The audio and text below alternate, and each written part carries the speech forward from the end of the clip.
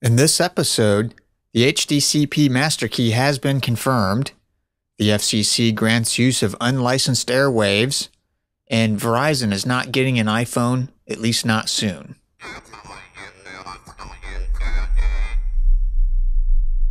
Quicksurf Internet Media presents The Geekinator, talking about all things tech and geek. Hey everybody, how's it going? I'm your host Adrian, coming to you almost live from lovely Phoenix, Arizona, here in Studio C1 at Quicksurf Internet Media. The Geekinator is a proud member of the Tech Podcast Network. If it's tech, it's here. Do feel free to head on over to techpodcast.com and check out all the other technology-related shows over there. Before we get into the news, I'd just like to make a note that we are now in our 4th season. This is episode 1 of season 4, and I was hoping to do this last week. I was a little bit under the weather, but this past week has marked the 15th anniversary of the release of the movie Hackers. For those of you who are not familiar with it, it's one of my all-time favorite non-realistic geek movies out there. If you haven't seen it, by all means, go check it out. It's got a very young Angelina Jolie and Johnny Lee Miller in it.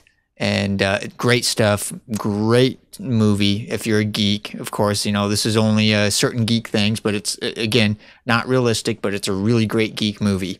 So anyway, let's go ahead and get into the news for Season 4, Episode 1. From the Washington Post, there's a story, FCC has granted use of unlicensed airwaves. The Federal Communications Commission on Thursday approved the use of unlicensed airwaves in what it hopes will be a new market for high-speed internet connections for smartphones, tablets, and computers. So the order has been approved unanimously by the 5-member commission. It's a win for high-tech giants such as Dell, Microsoft, and Google. They've been lobbying for these airwaves, otherwise known as white space. It's basically the space between your television and radio channels and that sort of thing.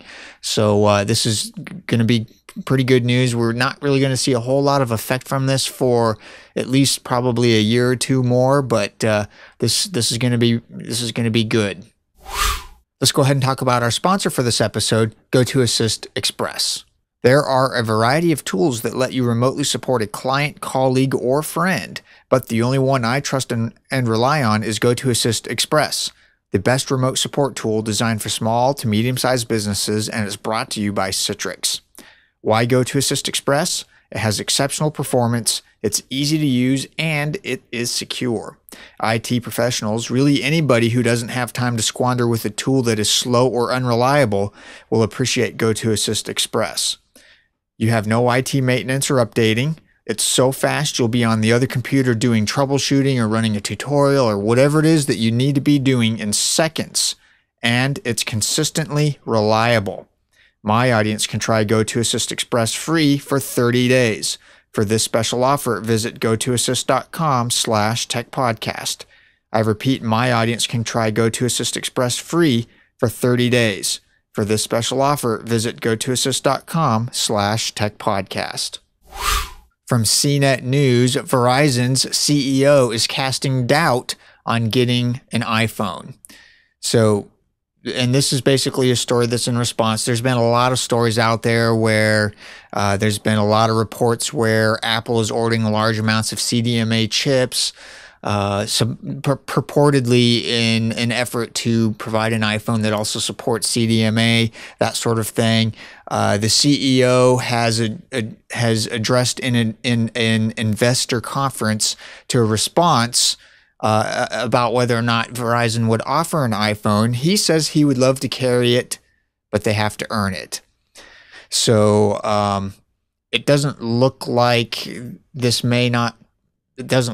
going to happen, at least in the immediate future. But ultimately, as the author points out, Erica Ogg, ultimately something like this is going to happen because Apple wants to expand their market share, and the only way they can expand their market share is to bring on another carrier. So it'll be interesting to see. It may not necessarily be Verizon. It could be Sprint, because Sprint is also CDMA based here in the U.S. So CDMA and GSM are kind of the two biggies here in the US, and I suspect worldwide it's primarily GSM, but CDMA is kind of like, the second tier after that. I don't know for sure, but still nonetheless, this is pretty interesting stuff. From Bloomberg Businessweek, Smart Grid's $200 billion investment lures Cisco and ABB. Technology companies from Cisco Systems to ABB Limited are angling for pieces of Smart Grid, the next generation electricity delivery network designed to monitor consumption better at households and businesses.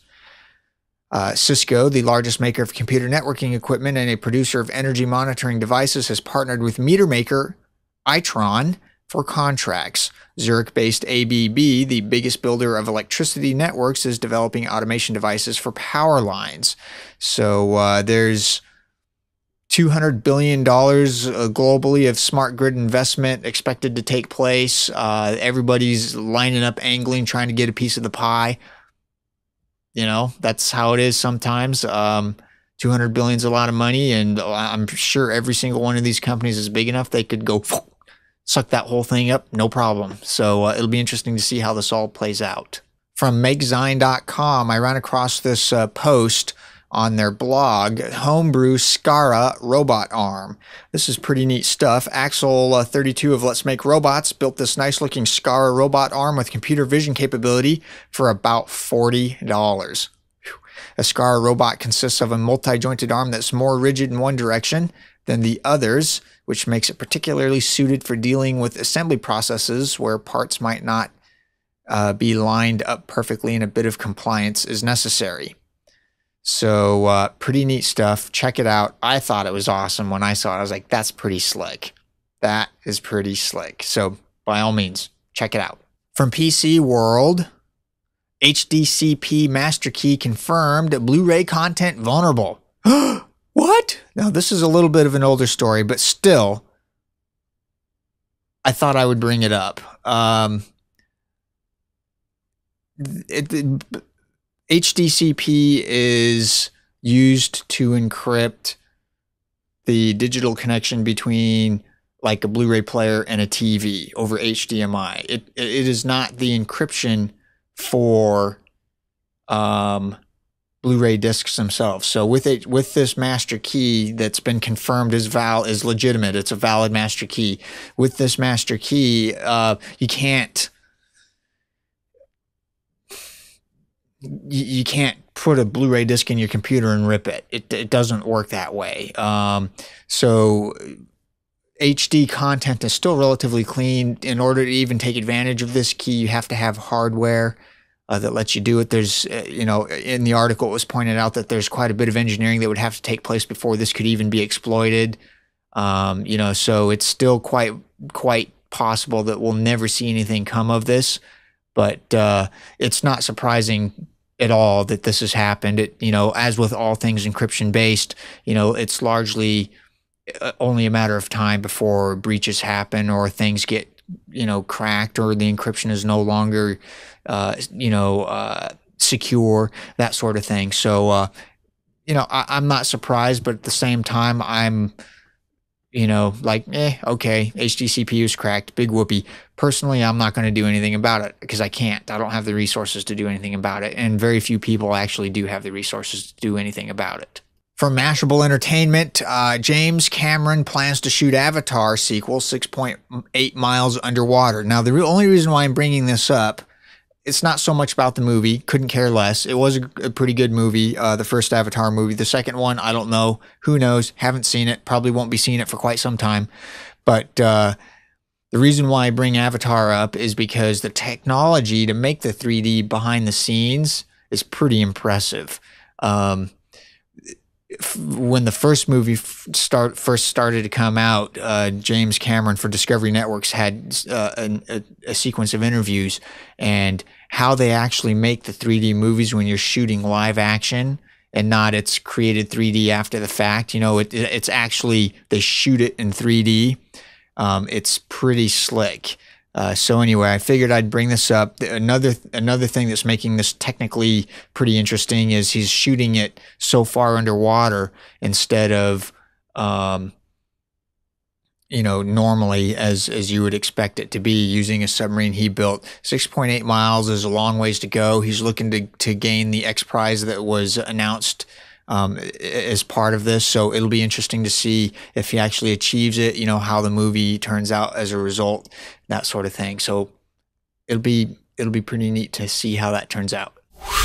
That'll pretty much do it for this edition of The Geekinator. As always, everything we've talked about is linked up in the show notes. Just visit us on the web, quicksurf.com. You can follow me, twitter.com/Adrian_bacon. And with that, I will see all of you on the next episode. See you then.